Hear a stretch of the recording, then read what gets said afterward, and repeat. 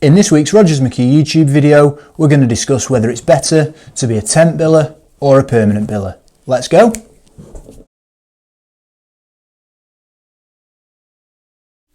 So in this week's Rogers McKee YouTube video, we're going to discuss whether it's better to be a temporary biller or a permanent biller.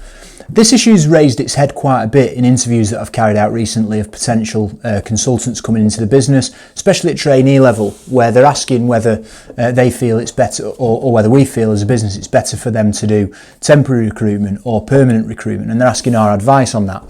So just to strip it back for any layman's that may not yet be in recruitment, generally how it works, if you're a permanent biller, if you make a placement, your revenue will be a percentage of that salary.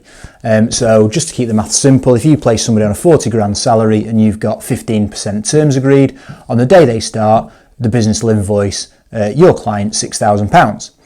And that's a one-off fee that's invoiced on the day they start. If you're a temp biller, then you will have a markup on an hourly or day rate for every hour or day that the candidate works. You take a percentage of that day rate. So again, for argument's sake, if you put out somebody at £250 a day and you pay them £210 a day, then you invoice them effectively £40 per day for every day that they work.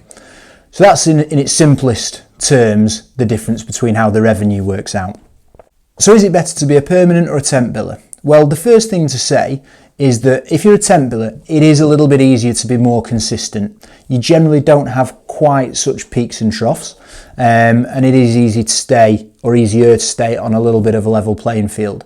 Largely because once you've got your temp numbers out there and you're getting income every single week, it's not going to fluctuate massively. There will be variances. Some weeks you'll have some of your temps finishing, some weeks you'll have an influx of starters, but in the main it'll stay relatively consistent. You get residual income every single week and you're not starting from zero every month. And that's the key. Every month, if you're a perm biller, you're starting from zero and you've got to make a placement to get the revenue in. I suppose if you look at it another way, if you own a recruitment business that you're looking to sell, if you're a permanent only business, then normally the multiple of the profit that the business is making in terms of the value of the business would be lower than if you were a temp business or mainly temp business, because that's more predictable revenue, it's more regular revenue, and it's coming in all the time. So whilst I wouldn't necessarily say that temp is better than perm, there are definitely positives behind being consistent and having that regular residual monthly revenue coming through. The second thing for me is you do get to speak to your clients a lot more, and you get a lot more contact with your clients because you're constantly speaking to them, checking that the temps are getting on okay, making sure that they've arrived, getting multiple vacancies off them if the big temp users. So it is easier to get out and see them more, to go and spend time with them, to speak to them on the phone more, to have more communication with them, and that just solidifies the relationship. If you're dealing with a client that may take one person on a year, it's very difficult to build that relationship. It's very difficult to have multiple weekly conversations with them without driving them insane. So again, in terms of client relationships, I think it's probably a little bit easier to do so on a temp basis. On the flip side of that, if you're running a temp desk and you're just getting into recruitment, it can take a little bit longer to get going. If you can make a placement in your first month using that analogy that we've just used in terms of the rates, you could put £6,000 on the board in month one. You're not going to do that as a temp biller.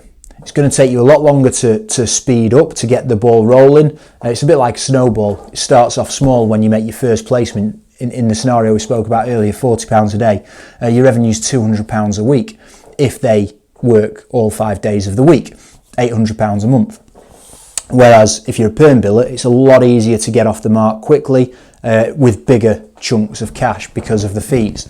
So there are downsides to being a temp biller, despite the what may come across as my favouritism, and that one of them is that it is going to take you longer to get off the ground and build it up. But again, there are flips to that, because once you've got it up and running, it does then become more consistent. It's also easier to have bigger months when you're a perm biller. if you're a temp biller doing 10 grand a month, it's very unlikely that you're going to go from doing 10 grand in February to 25 grand in March, because again, you've got to build that revenue up with every single temp placement.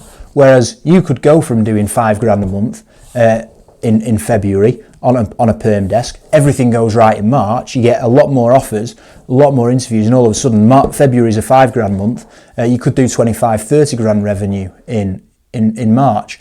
So it is easier to have much higher months from where you generally sit. But again, on the flip side of that, it's also easier to have lower months than where you normally sit.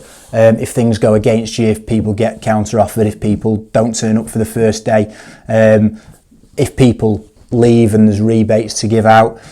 So whilst, again, it's easier to have significantly better months, I suppose it's also on the flip side of that, easier to have significantly worse months as well. But that being said, wherever I've worked in the past, whether that be here at Rogers McHugh or in previous employed roles, the top temp billers, the top perm billers generally bill roughly the same amount anyway. So I think, despite everything that I've said, I don't really think it matters overly whether you're a temp biller or a perm biller. You can earn the same amount on each desk.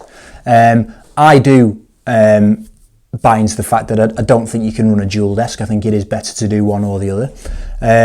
But I do think whichever one you do, you can have a great month and great years and bill just as much. I think a lot of it comes down to you as a person rather than necessarily the employment type that you're recruiting for.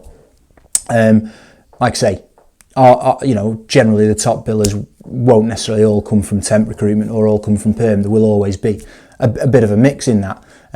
So either would suffice. It's about making sure that you're the best person and the best recruiter that you physically can be, and irrelevant of whether you're doing temp or perm, you'll make it. The one thing I would say is that quite often you will find that you are tailored, or your personality is tailored towards one or the other. Temp recruitment can be incredibly fast-paced, especially depending on the market that you're in.